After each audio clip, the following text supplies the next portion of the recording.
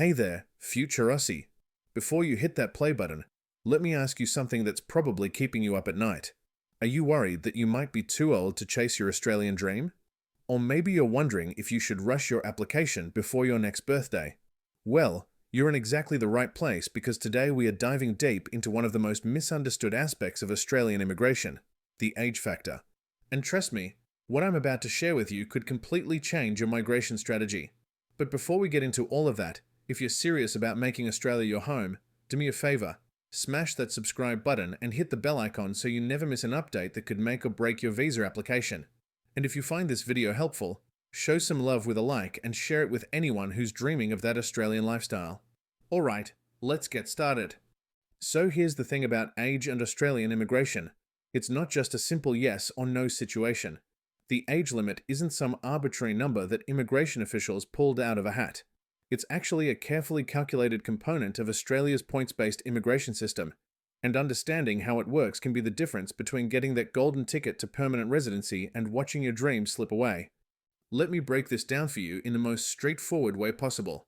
For the majority of skilled migration visas, and I'm talking about the really popular ones like the Subclass 189 Skilled Independent Visa, the Subclass 190 Skilled Nominated Visa, and the Subclass 491 Skilled Work Regional Visa, you need to be under 45 years of age when you receive your invitation to apply. Notice I said when you receive your invitation, not when you submit your expression of interest. This timing is absolutely crucial, and I've seen countless people miss out simply because they didn't understand this distinction. Now, let me paint you the full picture of how age impacts your point score, because this is where things get really interesting. Australia uses a points-based system, and you need at least 65 points to even be considered for an invitation, though realistically, you often need much more depending on your occupation and the current immigration climate. Your age is one of the biggest point contributors in this system. If you're between 18 and 24 years old, you'll receive 25 points. Now, you might think being younger is always better, right? Well, not exactly. While 25 points is decent, you're often competing against people who have more work experience and higher qualifications. If you're in the sweet spot of 25 to 32 years old, congratulations. You're in the maximum points bracket, earning yourself 30 points. This is considered the golden age range because you typically have enough education, some solid work experience, and you're still young enough to contribute to the Australian economy for decades to come. Here's where things start shifting. Between 33 and 39 years old, you're looking at 25 points. Still competitive, but you'll need to compensate with strong points in other areas like work experience, English proficiency, or educational qualifications. From 40 to 44 years old, you drop down to 15 points. Now, I'm not going to sugarcoat this. At this age bracket, you really need to have an exceptional profile in other areas to remain competitive. And once you hit 45, you're no longer eligible for the standard skilled migration program. But hold on, don't close this video if you're 45 or older, because I've got some alternatives for you that might just work. Let's talk strategy for a moment because this is what separates people who succeed from those who don't. If you're approaching that 45-year mark, time is literally your most valuable resource. Every day counts. You need to be strategic about when you submit your expression of interest and how quickly you can gather all your documents. I've seen people celebrate their 45th birthday while waiting for an invitation, and unfortunately, that invitation becomes invalid. Don't let that be you. Here's something many migration agents won't tell you upfront. Your age is calculated at the time of invitation, not at the time of lodging your EOI or even when you submit your full visa application. This means you could submit your EOI at 44, receive an invitation at 45, and boom, you're no longer eligible. The system is automated, and it doesn't care about your circumstances or how close you were. This is why timing your application correctly is absolutely critical. Now, let's talk about the different visa pathways and how age plays into each one. The Subclass 189 Skilled Independent Visa is the most flexible because it doesn't require sponsorship from a state, territory, or employer. But it's also the most competitive. With the 45-year age limit firmly in place, you need to maximize every other aspect of your application. Think superior English scores, many years of skilled work experience, and possibly even a PhD if you're in the older age brackets. The Subclass 190 Skilled Nominated Visa requires state or territory nomination, and here's something interesting. While the federal age limit is still 45, Some states have their own criteria and may prioritize younger applicants or those in specific age ranges depending on their economic needs. This visa gives you an extra 5 points just for the state nomination, which can be a game changer if you're struggling to reach the points threshold. Then there's the Subclass 491 Skilled Work Regional Visa. Same age limit of 45, but this visa is designed to encourage skilled workers to live and work in regional Australia. You get 15 points for the regional nomination, which is substantial. If you're open to living outside the major cities like Sydney or Melbourne, this could be your golden ticket, especially if you're in the higher age brackets and need those extra points. But what if you're over 45? Are you completely out of options? Absolutely not. Let me share some alternatives that might work for you. The employer-sponsored visas, like the Subclass 482 Temporary Skill Shortage Visa and the Subclass 186 Employer Nomination Scheme, generally don't have strict age limits.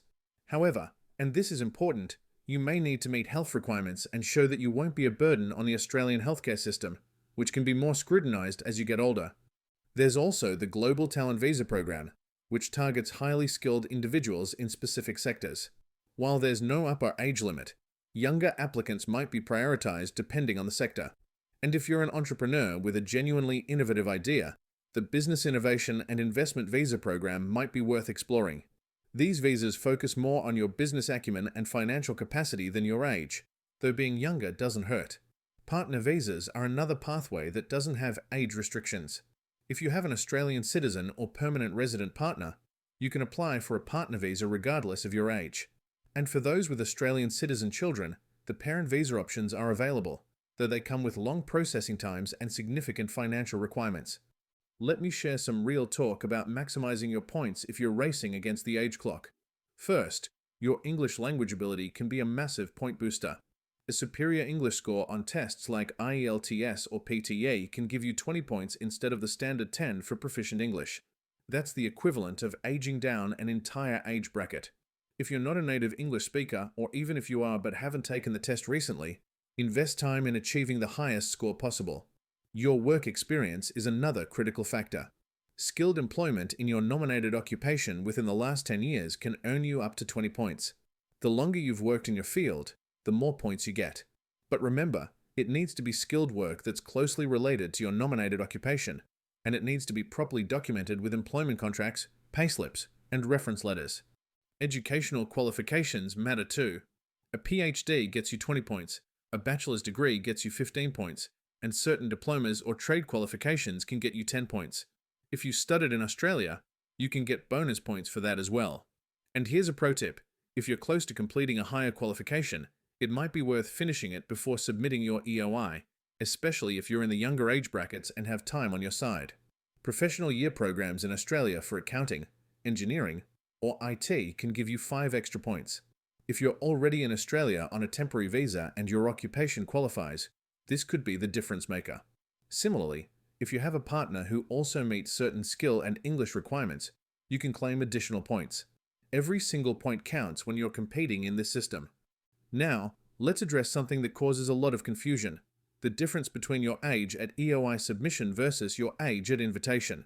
Your expression of interest is basically your way of telling the Australian government that you're interested in applying for a skilled visa. It's not the actual visa application. It sits in a pool with thousands of other EOIs, and the highest ranking candidates get invited to apply based on their point score and occupation. Your points are locked in at the time of invitation, not when you submit your EOI. This means you could submit an EOI at 44 with 30 age points, but if you don't receive an invitation until after your 45th birthday, you're no longer eligible. The invitation will not be issued. This is why you need to be strategic about the timing. If your 45th birthday is approaching, you might need to boost your points in other areas quickly or consider alternative visa pathways. Here's something else to consider: the occupation ceiling. Each skilled occupation has a limit on how many invitations can be issued per year. Some occupations fill up quickly, while others move slowly. If you're in a high-demand occupation with a low ceiling and you're approaching 45, you might be in a race against time. This is where working with a registered migration agent can be invaluable because they understand the trends and can advise you on the best strategy. The health and character requirements also become more relevant as you age. While these apply to all visa applicants, older applicants may face more scrutiny on health assessments. You need to be upfront about any health conditions and understand that certain conditions might require you to undergo additional testing or provide health insurance undertakings. This doesn't automatically disqualify you, but it's something to be prepared for. Let me give you some practical advice if you're in your early to mid-40s and serious about migrating to Australia. First, act now. Not tomorrow, not next month, but now. Get your skills assessment done immediately because this can take several months depending on your occupation. Start working on your English test and aim for the highest score possible. Gather all your employment documentation meticulously. Any gaps or inconsistencies can delay your application. Consider whether a regional visa might be more achievable for you. Regional areas are often desperate for skilled workers, and the extra points can make all the difference. Plus, many regional visas offer a pathway to permanent residency after a few years, so you're not giving up on your dream of living in a major city forever. You're just taking a strategic detour. Stay informed about policy changes. Australian immigration policy can change with new governments or shifting economic priorities. What's true today might not be true in 6 months. Subscribe to official immigration updates, follow reputable migration agents, and of course, stay tuned to Ounce Immigration for the latest news and strategies. If you're over 45, don't despair. Explore employer-sponsored options actively. Network with Australian employers in your industry, look for job opportunities, and be willing to demonstrate your value. Many employers are willing to sponsor the right candidate regardless of age if you bring the skills and experience they need. Consider further education in Australia if you're eligible for a student visa. This can open pathways to post-study work visas and eventually permanent residency. The key takeaway here is this: age is a significant factor, but it's not the only factor. The Australian immigration system is designed to attract skilled workers who can contribute to the economy. If you can demonstrate that value through your skills, experience, language ability, and qualifications, you have a fighting chance even in the higher age brackets. But you need to be strategic, you need to be thorough, and you need to move quickly. Remember, thousands of people over 40 successfully migrate to Australia every year through various pathways. It's harder, yes, but it's not impossible. The difference between those who succeed and those who don't often comes down to preparation, strategy, and persistence. So there you have it. Everything you need to know about age limits and Australian permanent residency. If this video helped clear up your confusion or gave you a roadmap forward, do me a huge favor. Hit that like button, share this video with anyone who's on their Australia journey, and subscribe to Ounce Immigration if you haven't already. We are here to guide you every step of the way with honest, practical advice that actually works. Drop a comment below telling me your age and where you are in your migration journey. I read every single comment, and who knows, your question might be featured in our next video.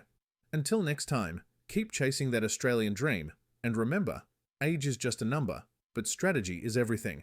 See you in the next one.